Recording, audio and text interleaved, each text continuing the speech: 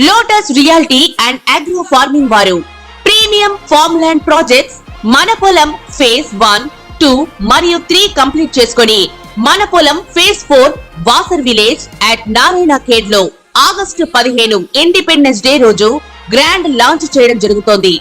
Launching మరియు independence day సందర్భంగా 5 guntas land out rate లో బుక్ చేసుకున్న వారికి 1,50,000 రూపాయల డిస్కౌంట్ తో పాటు 2 గ్రాముల గోల్డ్ ఫ్రీగా ఇస్తున్నారు. పూర్తి వివరాలకు సంప్రదించండి. పూర్వ జన్మలో మనం ఎవరం అసలు? గత జన్మలో మనుషులుగా పుట్టామా, లేకపోతే మరి వేరే ఏదైనా జన్మెత్తామా? మనం ఏ వృత్తి చేసేవాళ్ళం? ఎవరికైనా కష్టాలు కలిగించామా, మోసాలు చేసామా? ఇవన్నీ కూడా మనకి జన్మ చార్ట్ను బట్టి మనం చెప్పేయచ్చు. చాలామందిని కనుక మనం కొరకు చూసుకున్నట్లయితే, ఏమండి నేను రోజు పూజలు చేస్తున్నానండి, పూజలు చేస్తున్నా సరే నాకు ఏది కలిసి రావట్లేదు. ఏ పూజలు చేయనటువంటి వాడు కోటీశ్వరుడు, బిల్డింగ్లు అయిపోతున్నాడండి, కారులో తిరుగుతున్నాడండి అంటారు. అలాగే మరొకడు, ఏమండి తెల్లారితేడు అందరినీ ముంచుతాడండి, అయినా సరే వాడు బ్రహ్మాండంగా ఉన్నాడండి అంటారు. మరి ఒక్కొక్కడైతే ఒక రాజకీయ నాయకుడు, నాకు తెలిసినటువంటి రాజకీయ నాయకుడు యూసఫ్గూడలో ఇలా రేకులు ఎత్తేసి దాంట్లోకి దూకేసి, మరి ఆ కాలంలో అతను అనుచరులు కలిసి అమ్మాయిలను పాడు చేసేసేవారని అనేవారు. మరి ఇవన్నీ ఇలా రకరకాలు. ఇప్పుడు మొన్న జరగలేదా కలకత్తాలో? డాక్టర్ అమ్మని రేపు చేయలేదా? వాడికి ఆ అత్యాచారం చేసిన వాడికి వాడు చేస్తాడు, రేపు పొద్దున ఏదో శిక్ష వేస్తారు, కానీ వాడికి నెక్స్ట్ జన్మలో ఎలా తెలుస్తుంది వీడికి చేశాడని? కాబట్టి అలాగే ఎవరికైనా సరే మనము డబ్బులు ఎగ్గొట్టేసామనుకోండి, రుణానుబంధ రూపేణ పశుపత్ని సుధాలయాం, వాళ్ళు ఎవరో కాదు, మనం పిల్లల రూపంలో వస్తారు, వసూలు చేస్తారనమాట. పిల్లలు ముఖ్యంగా అప్పులోళ్ళు, కానీ మనం వాళ్ళ మీద అమితంగా ప్రేమ చూపిస్తాం. కారణం ఏంటంటే పూర్వజన్మలో వాళ్ళ డబ్బులు మనం తినేసాం. కాబట్టి లగ్న చార్ట్లో మనకి గురు శని యొక్క కదలికలను బట్టి, ప్లేస్మెంట్లను బట్టి, అలాగే 12వ ఇంట ఉన్నటువంటి గ్రహాలు కానీ ఆ యొక్క స్థానాలను బట్టి మనం ఏంటంటే ఈ గత జన్మ అనేటటువంటిది మనం చెప్పగలుగుతాం. మరి గురుడు జీవకారకుడు అని మనందరికీ తెలుసు, అలాగే శని కర్మకారకుడు అని మనకు తెలుసు, కర్మఫల దాత ఆయన. కాబట్టి ఆ శని నుంచి గురుడికి ఉన్నటువంటి స్థానాలు, లేకపోతే ఆ గురుడి దృష్టి ఈ యొక్క శని మీద ఉందా, శని యొక్క దృష్టి గురుడి మీద ఉందా, శనికి గురుడు వెనకాలన్నాడా ముందున్నాడా, ఇలాంటి అనేకమైనటువంటి అంశాలతో 12ంట ఏ గ్రహమై ఉంది, మరి 12ంట్లో ఉన్నటువంటి గ్రహాల్లో ఏ గ్రహాలు ఉన్నాయి, ఏ రాశి అయి ఉంది 12వది, మరి ఆ ద్వాదశాధిపతి ఎక్కడున్నాడు, ఆ పంచమాధిపతి, ఆ షష్టాధిపతి ఎక్కడున్నాడు, ఇలాంటి టెక్నికల్ ఇష్యూస్ అనేకమైనటువంటివి మనం చూడాలన్నమాట. అందుకనే నాడీ జ్యోతిష శాస్త్రంలో వీళ్ళు పూర్వజన్మ ఏంటి, ఇదేంటి అని ఆ తాళపత్ర గ్రంథాల ద్వారా మనకి చెప్తూ ఉండేవారు వైద్య కోవెల్లో. మరి ఇప్పుడు కూడా అది కూడా బోగస్ అయిపోయినాయి, అగస్త్యనాడి, శివనాడి అన్నీ బోగస్ అయిపోయినాయి అనుకోండి. కాబట్టి ఈ యొక్క పూర్వజన్మలో ఎవరైతే గరుడ పురాణం క్లియర్గా చెప్పబడి ఉంది, మనం చేసినటువంటి పాపాల వల్ల, మనం చేసినటువంటి పుణ్యాల వల్ల మనకి పుణ్యాలైతే ఎలాంటి సుఖాలు వస్తాయి, ప్రతి పురాణంలో కూడా చెప్తారు. విశేషించి మనకి ఈ చెడ్డ పనులు చేస్తే ఏ జన్మలో ఈ నెక్స్ట్ జన్మలో ఏ శిక్షలు వస్తాయి అనేటటువంటిది గురు చరిత్రలో చెప్పబడింది, అలాగే గరుడ పురాణంలో చెప్పబడింది. ఇప్పుడు ఇతరులు తింటున్నటువంటి అన్నాన్ని, ధాన్యాన్ని దోచేసుకున్నాం అనుకోండి, మనం వేరే వాడి పొట్ట కొట్టామనుకోండి, నెక్స్ట్ జన్మలో మనం మిడతగా పుడతాము. అలాగే మనకి వేరే వాళ్ళ నీళ్ళ దొంగతనాలు ఉంటారు చాలామంది, బోర్ వాటర్ వేసేసి ఇక్కడ ఆమె కాలనీలోనే కదండి, మనం నీళ్ళే కదండి, ఎవరు చూడొచ్చారు, మోటార్ వేసేసుకొని లాగేసుకుంటున్నాం, అవతల వాళ్ళకి రావాల్సింది. అటువంటి వాళ్ళంతా కూడా చకోర పక్షులు అవుతారు. అలాగే ఇతరుల్ని డబ్బును మోసం చేసేస్తున్నాం, వాడిని అమాయకుడు కదండి, అంటే నువ్వు కాదు మోసం చేయడం, మోసకాపింపబడినటువంటి వాడు బాగుంటాడు, నువ్వు మోసం చేసినటువంటి వాడు నువ్వే మళ్ళీ కర్మను అనుభవించాలి నెక్స్ట్ జన్మలో. కాబట్టి మోసం చేసినటువంటి వాడు వాడేం చేస్తాడు, సేవకుడుగా లేకపోతే నీ బిడ్డగా రుణానుబంధ రూపేణ పశుపత్ని సుతాలయం నీ భార్యలాగా వచ్చి నీకు కంపల్సరీ నీ దగ్గర నుంచి అనా పైసలతో మొత్తం వసూలు చేస్తాడు. ఇందులో ఏ మాత్రం సంశయం లేదు. ఇప్పుడు విద్యాదానం చేయాలా? నువ్వు విద్య వచ్చినటువంటి చాలామంది ఆధ్యాత్మిక ప్రవచనకారులు అవనియండి, ఈ జ్యోతిష మేము చెప్పుకుంటున్నామండి, ఆ గురువులుగా ఉన్నటువంటి వాళ్ళు, గురుస్థానాల్లో ఉన్నటువంటి వాళ్ళు ఎవరైతే మేము సిద్ధ గురువులం, తర్వాత ఈ యొక్క జగద్గురువులం, సద్గురువులం అని చెప్పుకునేటటువంటి వాళ్ళు, వీళ్ళంతా కూడా బ్రహ్మరాక్షస జన్మ అనుభవించాలి. ఎందుకంటే వీళ్ళు ఎవరికివే మీరు చెప్పింది, ఎవరికి చెప్పారు మీరు? విద్య ఎక్కడ? యువర్ టీచర్ చెప్తాడు స్టూడెంట్స్కి. అంతేగాని ఏవో సొల్లు చెప్పేసి, ప్రవచనాల కింద సొల్లు చెప్పేసి నేను జీవితాలను బాగు చేసేస్తున్నాను, ఏదో వాడు వీక్ మైండెడ్ కాబట్టి వాడు వచ్చి అడుగుతాడు, గురువుగారు నాకు బాగాలేదండి ఇదండి అని అడిగితే మీరు ఎలా చెప్పాలా? ఏదో ఒకడు ఇలా అంటాడు, ఏదో ఆశ్రయిస్తే ఏదో జీవితాల్లో మనకి వాడి గవర్నమెంట్ జాబులు ఇస్తున్నట్టు. ఏమిటది? అంటే ఇలాంటి వాళ్ళంతా కూడా సరైనటువంటి యథార్థమైనటువంటి జ్ఞానాన్ని ఇవ్వకుండా యోని పూజలని, వామాచార పూజలని, కౌలాచార పూజలని, ఇలాగ రకరకాల పూజలు. ఇంకొకడు ఉంటాడు, వాడేం చేస్తాడంటే కట్లు వేస్తున్నాను, చేసినటువంటి మంత్రాలు శివుడు మంత్రాలు చాలా స్వల్పమైన, ఓం నమ శివాయ, ఓం నమో నారాయణాయ, ఇలాంటి మంత్రాలన్నీ పనిచే సింపుల్ అంటూ వాడికి. అర్జునుడు సాక్షాత్తు ఈ యొక్క తపస్సు చేసి ఓం నమ శివాయ అనే సింపుల్ మంత్రంతో పాశుపతాస్త్రాన్ని సంపాదిస్తే అది వీడికి సింపుల్ మంత్రం అంటాడు. మరి ఏముండాలిరా అంటే ఓం హ్రాం హ్రీం హ్రూం అని చెప్పి ఏదో ఒక దేవత పేరు చెప్తాడు, వారాహి అనో ప్రత్యంగరనో. ఇలాగా ఈ జనాలు కూడా షార్ట్ కట్ గాళ్ళు కావాలన్నమాట. వీళ్ళకి షార్ట్ కట్ మెథడ్లలో తొందరగా పనులు అయిపోవాలి. ఇలా షార్ట్ కట్ మెథడ్స్ని ఎంకరేజ్ చేసేవాళ్ళు, అవైదిక పద్ధతుల్ని, తర్వాత ఈ యొక్క అశాస్త్రీయమైనటువంటి పద్ధతుల్ని ఎంకరేజ్ చేసేటటువంటి వాళ్ళంతా కూడా బ్రహ్మరాక్షస జన్మలు ఎత్తుతారు. రౌరవాది నరకాలకు వెళ్ళిపోవడం అనేటటువంటిది క్లియర్గా జరుగుతాయి. మరి కొంతమంది మరి మానభంగాలే చేయక్కర్లేదు. పూర్వజన్మ చెడ్డ పనులు అంటే మానభంగాలు చేసేయడం, హత్యలే చేసేయడం అన్నట్టే మన మైండ్ వెళ్తుంది. పాపం అంటే ఏం చెప్తాం మనం? పాపం అంటే దొంగతనం అని చెప్తాం, లేదా వ్యభిచారం అని చెప్తాం. ఎక్కువగా ముఖ్యంగా పాపం అని అనగానే మటర్లు చేయడం, బ్రాహ్మణ హత్య, ఇలాంటివి చెప్తాం. ఇప్పుడు నీ తల్లికి నువ్వు తిండి పెట్టకుండా ఉండడం, అది కూడా హత్యే నాయన. నీ తండ్రిని ఓల్డేజ్ హోమ్లో చేసేయడం, నువ్వు బాగా సఫిషియెంట్ డబ్బుండి, అది కూడా నీకు హత్యే నాయన. అలాగే నీ పెళ్ళానికి భయపడి తల్లిదండ్రులని ఎక్కడో హాస్టల్లో వేసేయడం, చెల్లుళ్ళ దగ్గర పెట్టడం, ఇవన్నీ కూడా పరమ మహాపాపాలు, పంచ మహాపాపకాలు. సురాపానం ఇవన్నీ చేస్తున్నాం. ఈరోజు బాగుందండి పార్టీ, డ్రింక్ బాగుందని అంటున్నాం. నెక్స్ట్ జన్మలో దాని పర్యవసానం మనం అనుభవించాల్సిందే. మందు తాగే ప్రతి ఒక్కడు, సిగరెట్ తాగే ప్రతి ఒక్కడు, ధూమపానము, ఇవన్నీ కూడా ఎవరైతే స్త్రీలని, పరస్త్రీలని ఎవడైతే పొందుతాడో అటువంటి వాడు గాడిదల్లాగా పుడతాడు. ఎవడైతే దేవుడు సొమ్ములు తినేస్తాడో వాడు కుక్కల్లాగా పుడతాడు. అందువల్లనే కుక్కల్లో ఏమవుతుంది, ఇలా దులుపుకుంటాయి. ఇప్పుడు దేవుడు సొమ్ము తినేస్తున్నామండి, చక్కగా అమ్మవారు బియ్యం ఎత్తుకుపోతున్నాం, నెయ్యి ఎత్తుకుపోతున్నాం, చీరలు దొబ్బేస్తున్నాం, బాగానే ఉంటుంది. ఇప్పుడు ప్రజెంట్ ఏం పర్వాలేదు. నెక్స్ట్ జన్మలో కుక్కలు అయిపోతారన్నమాట. కాబట్టి ఇవన్నీ కూడా గరుడ పురాణంలో క్లియర్గా చెప్పబడున్నాయి. సమస్త పురాణాల్లో ఏ అధ్యాయంలో ఏ లైన్లో ఉన్నాయో ఆ పుస్తకాలు చదవాల్సినటువంటి అవసరం మీకున్న ఏ శ్లోకాల్లో, అవేమి లేకుండా కేవలం నేను చదివేశానండి రామాయణం మహాభారతం చదివేశానంటే కుదరదు అవన్నీ కూడా. కాబట్టి ఈ యొక్క ఉన్నది లేనట్టుగా, లేనిది ఉన్నట్టుగా చెప్పేటటువంటి ప్రవచనకారులు తమ సొంత ఇంటర్ప్రిటేషన్స్తో, అదే మహాపాపం. అంటే దేవుడు చెప్పంది చేయడం, చెప్పింది చేయకపోవడం కూడా మహాపాపమే. ఒక బైబిల్ అయినా, ఒక గ్రంథమైనా, ఒక పురాణమైనా, ఏదైనా సరే దేవుడు ఏదైతే మనకు చెప్పాడో దాన్ని మనం పాటించాలి. మన సొంత కవిత్వాలతో చేస్తే అది మహాపాపం అది.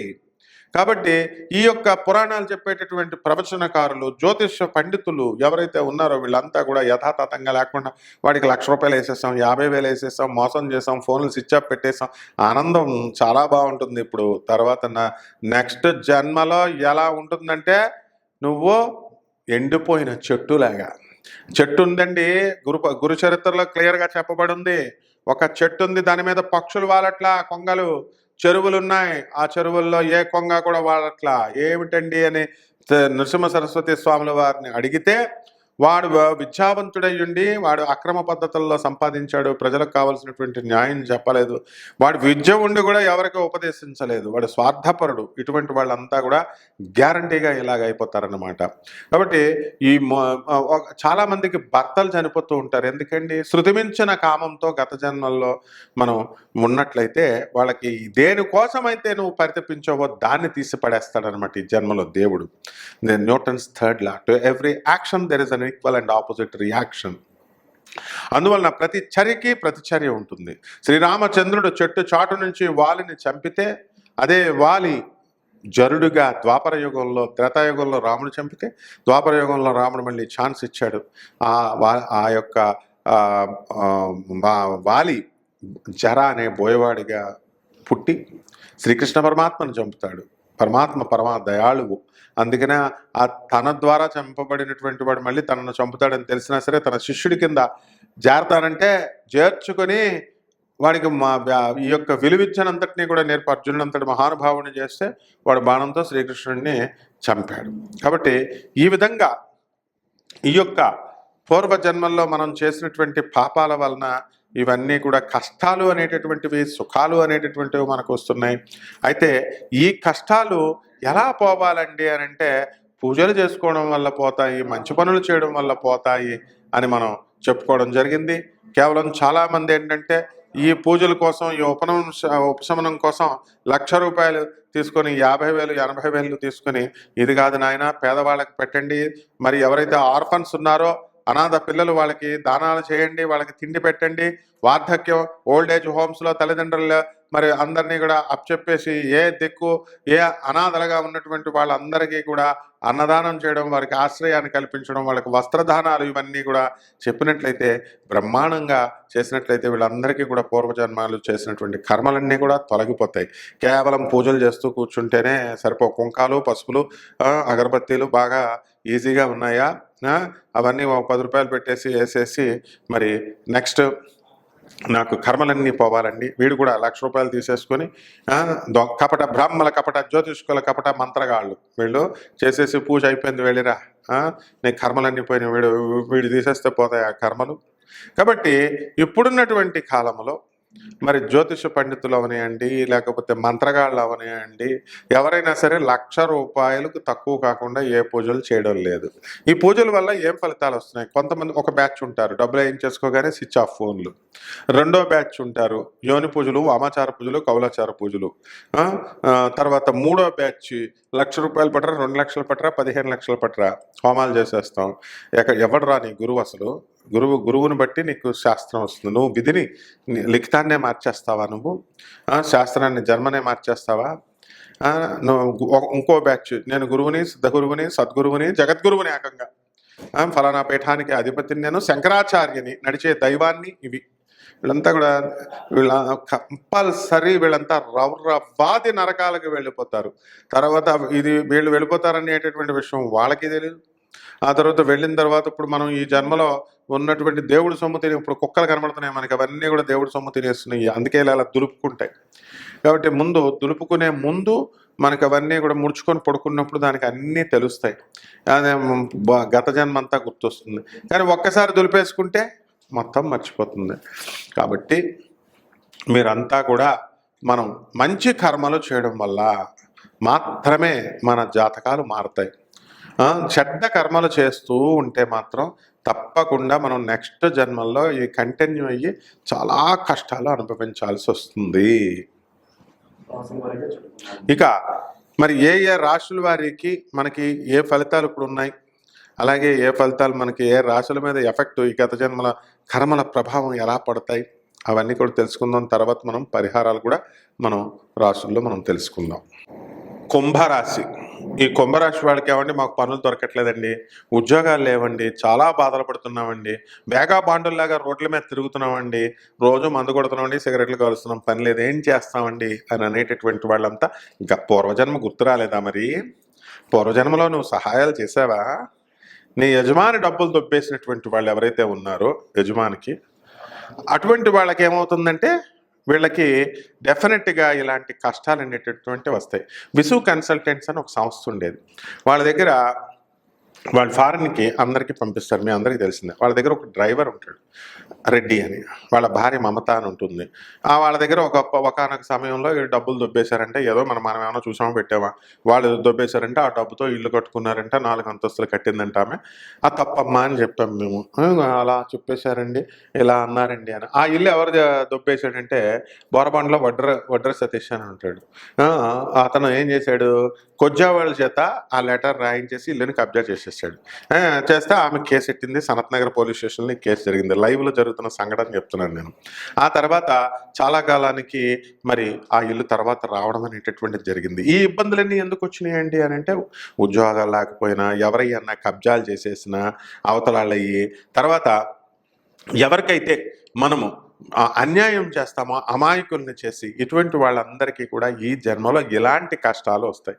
అంటే అసలు లిటరల్గా ఎలా అయిపోయింది అని అంటే, ఒకానొక సమయంలో వాళ్ళ పిల్లోడు మంచిగా శ్రీ చైతన్య నారాయణ కాలేజీలో చదివించేటటువంటి వాళ్ళ పిల్లోడికి ఏం చేయాలో కూడా తెలియకుండా రోడ్డు మీదకి వచ్చేసింది ఆమె పిల్లలు కూడా. కాబట్టి ఇలాంటి సందర్భాలు ఎన్నో ఉన్నాయన్నమాట. ఇవన్నీ ఎందుకు వస్తాయండి అంటే, యజమాని డ్యూటీ చెప్పినప్పుడు గవర్నమెంట్ డబ్బు, ఒక డైరెక్టర్ ఉన్నాడు మాకు తెలిసినటువంటి శ్రీపతి అని ఒక ఏసీటీఓ ఉన్నాడు అనమాట. వాళ్ళ బావ 75 లక్షల రూపాయల చెక్కులు, ఒక డైరెక్టర్గా ఒక గవర్నమెంట్ సంస్థలో ఉన్నప్పుడు డైరెక్టర్కే కదా చెక్కులు వచ్చేవి. చెక్కులు వస్తే వీడికి ఏదో వచ్చేసినట్టు ట్రెజరీ నుంచి వచ్చినటువంటి చెక్కులు వీడు డ్రా చేసేసుకున్నాడు. వీడికి మాత్రం సస్పెండ్ చేస్తారు కదా, మరి గవర్నమెంట్ ఉద్యోగం తీసేస్తారు కదా. రీఇన్స్టేషన్ కావాలా, మళ్ళీ పెన్షన్ గవర్నమెంట్ ఇవ్వట్లేదని, ఇవ్వండి పెన్షన్ ఇవ్వండి అని గవర్నమెంట్ ఆఫీసుల చుట్టూ తిరుగుతూ ఉంటే ఎందుకు ఇస్తారు? ఈ బాధలన్నీ వీళ్ళకి ఎందుకు వచ్చినాయి? మేము ఇప్పుడు ఉద్యోగం లేదండి, మేము ఎలా బతకాలండి, మేము ఎలా తిరగాలండి అని అంటే, మరి తెలియదు ఆ పూర్వజన్మలో చేసినవి. పోనీ తెలీదు, ఈ జన్మలో మరి చేసినవన్నీ కూడా నెక్స్ట్ జన్మలో అన్నా కరెక్ట్ చేసుకోవాలి కదా. ఎవరికైతే పనులు లేవో, ఎవరికైతే ఉద్యోగాలు లేవో, రోడ్ల మీద తిరుగుతున్నారో, ఎవరికైతే పెళ్ళాలు వదిలేశారో, ఎవరినైతే మొగుళ్ళు వదిలేశారో, ఈ బాధలతో, ఈ ఏలినట్సని ప్రభావంలో వీళ్ళు బాధలు పడుతున్నారో, ఇటువంటి వాళ్ళందరూ కూడా యజమాన్యాలకు గత జన్మలో మీరు మోసాలు చేశారు. కాబట్టి దీనికి పరిహారాలు ఏమిటంటే, ఈ జన్మలో శని జపం చేయండి, శని స్తోత్రాలు చదవండి, శనికి కిలోంపావు నల్ల నువ్వుల్ని, నల్లని వస్త్రాన్ని పేద బ్రాహ్మణులకి దానం చేయండి, శనీశ్వర జపాన్ని చేయండి. ఓం ఖేం ఖేం ఖం శనేశ్వరాయ నమః అని మంత్రం ఇచ్చాడు ఒక మహాపండితుడు. అదేమో ఖేం ఖేం అన్నదేమో కుజుడి, సగం బేజాలేమో కుజుడివి, ఇక మిగతాదేమో శనియ నమః అన్నదేమో శనీశ్వరుడికి మంత్రం అతను ఇచ్చాడు, ఇతను చేసేస్తున్నాడు. మరి ఇలా తప్పుడు మంత్రం చదివినా పర్వాలేదు, ఒకడు మంత్రం చదివినా పర్వాలేదు. మంత్రానికి మరి శక్తి ఉంటుందంటే అక్షరమాలం కృత ఐం పదవద వాగ్వాదిన్యై స్వాహ. కాబట్టి ఏ దానికైనా సరే మనకి శక్తి అనేటటువంటిది వస్తుంది. అసలు తప్పుడు మంత్రాలు చదవద్దని మహానుభావులు చెప్తారు, ఈ పూజారులు వీళ్ళంతా కూడా. మరి వీళ్ళందరూ పుట్టుకతోనే వాళ్ళని కరెక్ట్గా రాసేసారా? సరిదిద్దుకోవడానికి వీళ్ళకి అవకాశాలు ఇవ్వరా? కాబట్టి ఈ బ్యాచ్లన్నీ కూడా, ఇలాంటి వాళ్ళంతా కూడా కుంభరాశిలో పుట్టడం, రౌరవాది నరకాలకు వెళ్ళిపోవడం, సకల కష్టాలు, ఆర్థిక బాధలు, ఇళ్ళమ్మేసుకోవడం, ఇలాంటివన్నీ కూడా జరుగుతాయి. దీనికి పరిహారాలు ఏమిటండి అంటే, పరిహారాలు శని జపం చేసుకోవాలి, శని స్తోత్రాలు చదువుకోవాలి, శనికి కిలోంపావు నల్ల నువ్వుల్ని, నల్లని వస్త్రాన్ని శనివారం నాడు మరి 8 గంటలకి దానం చేయాలా. అలాగే దశమహావిద్యల్లో ఒకటైనటువంటి మహాకాళి అమ్మవారి యొక్క హోమాన్ని మీ ఇళ్లలో జరిపించుకోవాలని మేము అంతా చెప్తూ ఉంటాం. ఇది సరిపోదు నాయన, ఇది చేసినా సరే మాకు రిజల్ట్స్ రావట్లేదు గురువుగారు అంటే, పూర్వజన్మలో అన్ని బస్తాలు పాపాలు చేసావన్నమాట నువ్వు. కాబట్టి పూర్వజన్మ ఉందండి, నెక్స్ట్ జన్మ ఎందుకు ఉందో ఎవరు చూడొచ్చారండి అని మదమెక్కిన మాటలు మాట్లాడి నువ్వు చేస్తే ఇలాగే ఉంటుంది. నెక్స్ట్ జన్మలో ఎంతకంటే దారుణంగా ఉంటుంది. కాబట్టి చెప్పింది శంకరాచార్య, నువ్వెవడివి అడగడానికి. నెక్స్ట్ జన్మ పునరపి జననం పునరపి మరణం పునరపి జఠరే జననీ శయనం. జగద్గురువు చెప్తే, నువ్వు ఆదిశంకరులు చెప్తే నువ్వు నెక్స్ట్ జన్మ ఎవరు చూడొచ్చారండి? చాలామంది వీళ్ళ మహామేధావులు, మహాపండితులు అనమాట, వేదాలను మదించేసినటువంటి వాళ్ళు. అందుకని ఈ డైలాగులు చెప్తా ఉంటారు. అందుకని అటువంటి వాళ్ళందరినీ కుంభరాశి వాళ్ళని కర్ర తీసి కరెక్ట్గా శనీశ్వరుడు టకా బాదుతున్నాడు అనమాట.